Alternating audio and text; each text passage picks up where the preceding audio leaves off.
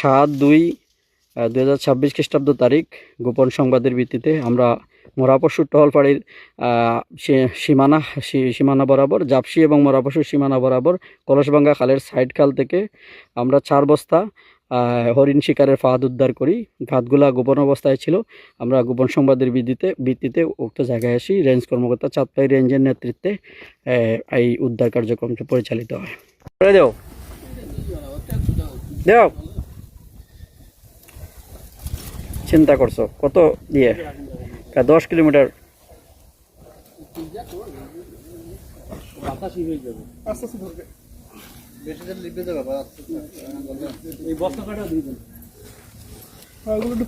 এই দেও একটু পড়ে যাচ্ছে কেন?